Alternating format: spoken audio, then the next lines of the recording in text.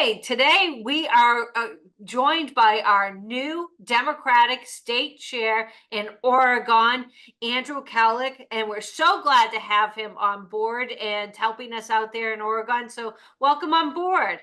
Thank you, Holly. Great to be on board. Thanks. Can you tell us a little bit about yourself? Sure. I was raised by public school teacher parents in a small town in Hamilton, Massachusetts. After graduating from college and law school, I traveled to New York City, where I worked as a civil rights attorney for the ACLU and a policy hand in New York City government.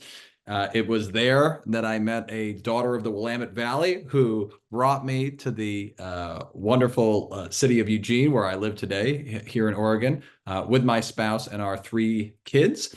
I'm now a global policy director for Airbnb. That's my day job, but I continue to be very involved in civic affairs. I ran for Congress in 2022, lost in the Democratic primary, but I'm currently the president of our local city club, the vice chair of our local food bank, and politics and public service is truly my passion. So it's great to be part of a group like U.S. Term Limits that's fighting for a more accountable and responsive government.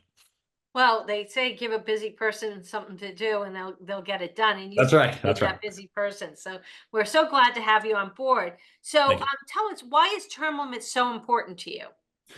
You know, when you called, Holly, I started looking back in my files because I knew I had been thinking about the term limits issue for some time. And in fact, I found an old op-ed that I wrote for the law school newspaper. This is many years ago now. So it's been something that's been on my mind and a heartfelt issue of mine for some time.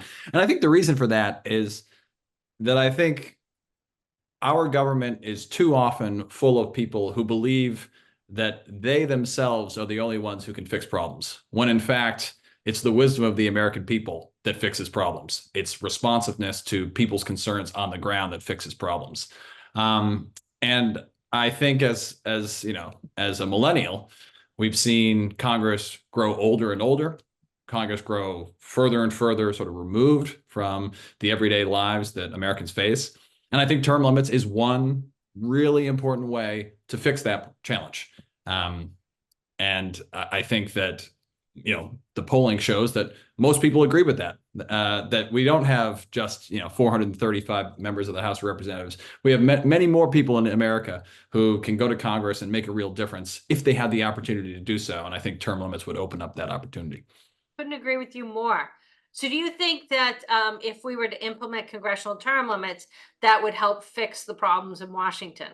Yes, I absolutely think it would help fix the problem. I mean, the problems that face Washington are multifaceted. So there's no one solution, but making sure that the government is responsive and accountable to the people, to the voters, is a really important step. And term limits does that, because right now the truth is that most members of Congress, they don't have to feel responsive or accountable to their constituents at all. They face no competitive elections, either from the other party or from within their own party. They have picked their own voters through gerrymandering. They have the power of incumbency in terms of campaign finance. And you see it in the numbers. I mean, fewer than 5% of people who are incumbents lose their reelection bids. So what we really need is a forcing function to make sure that people are responsive to their voters. And I think term limits is a really important way to do that. Oh, well said. Well said. So how do people in Oregon feel about term limits? I think people in Oregon feel the same way that people across the country feel, which is that across the political spectrum, you see great support for term limits. It was one of those issues when I signed the term limits pledge during my congressional campaign. I had people come up to me and said, "I saw you sign that. That's awesome. I'm behind you on that." And that was surprising to me because it's not a quote unquote kitchen table issue, right? It's not something that necessarily affects the day-to-day lives of people, but people understand how foundational it is to a responsive and accountable government. Not only that, but people in Oregon, I think, understand the value of term limits themselves in our own government. We have, for instance, term limits on certain offices in the state, and that is something that people expect and understand, and I think broadly support.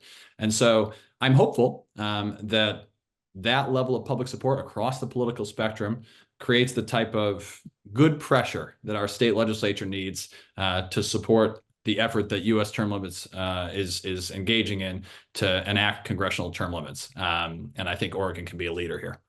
All right. Well, great. Well, with you on board, I know Oregon is definitely going to move forward on this. So how do people get in touch with you and get involved with you? So you can go to the U.S. term limits website to learn a lot more. You guys have put forth a whole host of content that I think is really important for people to read and understand. But you could also get directly in touch with me. My name, andrewkalloch@gmail.com. That's my personal email. Reach out to me. Let's have coffee. Let's talk about term limits or anything else that's on your mind in terms of ways to make Oregon's government and the U.S.'s government more responsive. I'd love to hear from you. Doesn't matter if you're a Democrat or Republican. I've got my red sweater on and my blue glasses. Doesn't matter where you are on the spectrum. Reach out. Let's talk about it, and let's move the country forward.